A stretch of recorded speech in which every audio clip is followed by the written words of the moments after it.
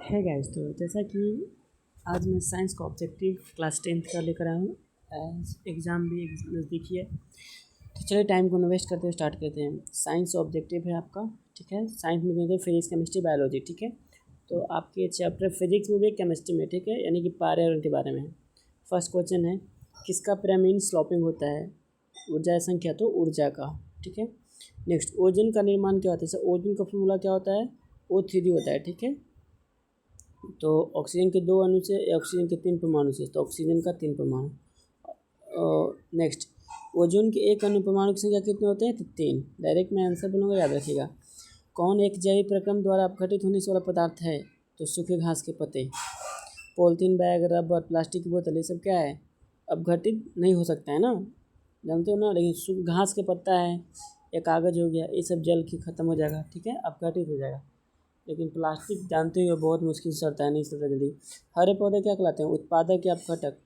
उत्पादक। तो उत्पादक क्या होता है? जो चीज़ यानी कि जो हमारे लिए खाने योग्य हो और अपने से उपज करते हैं, ठीक है, खुद का भोजन स्वयं बनाते हैं, उत्पादक कहलाते हैं, ठीक है।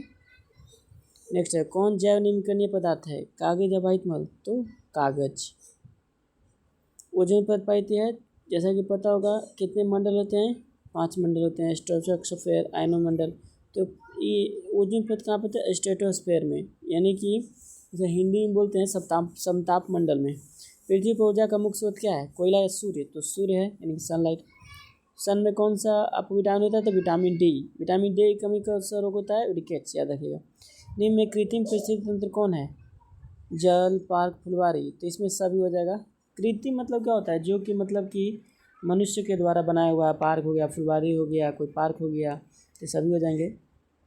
ज़्यादा नहीं, अभी 2 मिनट हो रहे हैं, शॉर्ट वीडियो बनाए जाएंगे 5 मिनट के, ठीक है। इसमें से 20-20 ऑब्जेक्टिव रहेंगे, 10 या 20। सूर्य के विकिरण ऊर्जा ग्रहण किस पारिस्थितिक तंत्र किसके द्वारा कहता है? तो उत्पादक के द्वारा। किसी भी परितंत्र में ऊर्जा प्रवाह की प्रकृति क्या है? एक दिशीय या बहुदिशीय? तो एक दिशीय।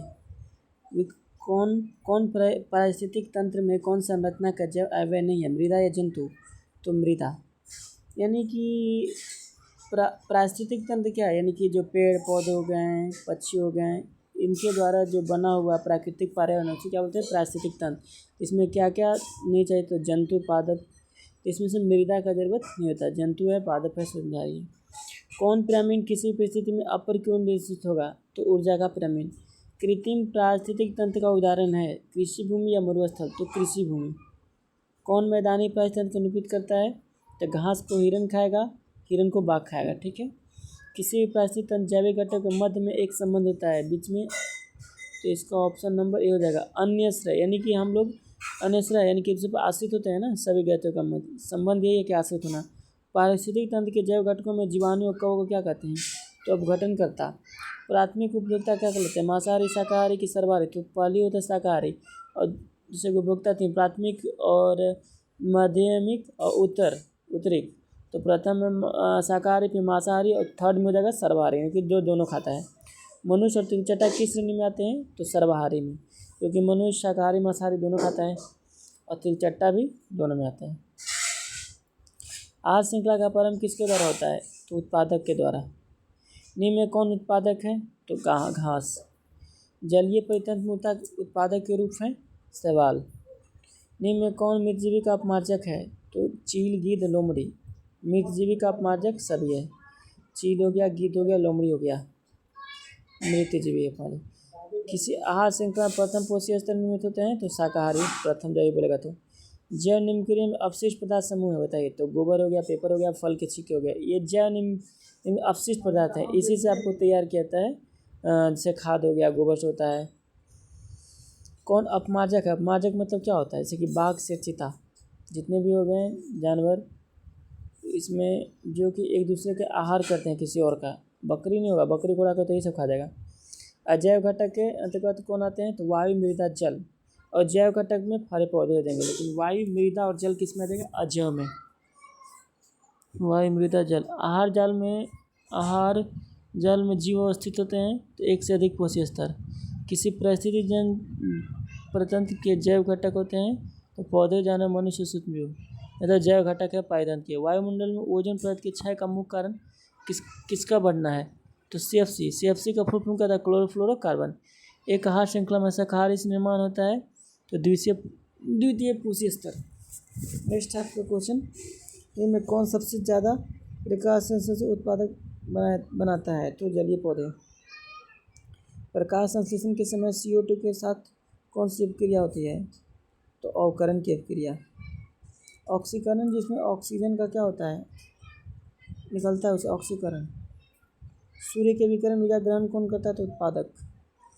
जल जीवशाला किसके अंतर्गत आता है, तो कृत्रिम परिस्थिति। अजैव अवयव के अंतर्गत कौन आते हैं, तो इनमें से कोई नहीं। अजैव बताए थे ना, पोषण जलवायु बहुत ही बड़ा, ये तो जैव में आ गया।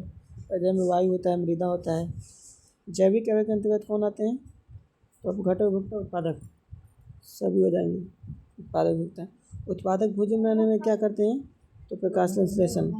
ऊर्जा का प्रवाह क्या है, जबकि जैव अजैव वातावरण के बीच किस प्रकार का प्रवाह होता है, तो एक दिशा चक्रीय। ओजोन गैस का अनुसूत्र क्या होता है, तो O3 होता है, याद रखिएगा। 3.5 संख्या का पिरामिड होता है हमेशा व्युत्क्रम, तो ऊर्ध्वाधर। किसे आप उपभोक्ता की श्रेणी में रखेंगे, तो जंगली जानवर खेत में। एरोसोल का ओजोन लक्ष्य में कितना % दान है, तो 45%। कचरा प्रबंधन से क्या लाभ है, तो प्रदूषण पर रोकथाम होगा, बीमारी से सुरक्षा हो गया। शुद्ध प्राथमिक उत्पादक है, कुल प्राथमिक उत्पाद प्लस शोषण 45 है, टोटल में 50 कराऊंगा। ऊर्जा की मात्रा हर पोषी स्तर पर क्या होता है, घटती है। जैव आवर्धन का मुख्य कारण क्या है, तो कीटनाशक का उपयोग, उर्वरक का उपयोग, कीटनाशक का उपयोग। क्लोरोफ्लोरोकार्बन का मुख्य स्रोत क्या है, तो कीटनाशक है, एरोसोल है, शेविंग क्रीम है। अजैविक घटकों में सबसे बड़ी दुनिया क्या कहते हैं, तो बोलते हैं पर्यावरण। विभिन्न गतिविधियों द्वारा होता है, तो परिस्थितियों का स्मरण। ओजोन स्तर के क्षय के प्रभाव क्या है, तो परिणाम मोतियाबिंद, त्वचा कैंसर। यानी ओजोन स्तर पर क्या, तो त्वचा कैंसर होता है, बताया धूप में ज़्यादा रोशनी। चलिए टोटल आपको देख सकते हो बाकी, और कितने हो गए, 7 मिनट हो गए। अब बाकी आप लोग क्वेश्चन पे फिर नेक्स्ट वीडियो में मैं कराऊँगा, क्योंकि शॉर्ट वीडियो कराऊँगा जिससे कि लोग देखें। आपको वीडियो हमारी अच्छी लगे तो आप सब्सक्राइब, लाइक, कमेंट करें, शेयर करें। धन्यवाद।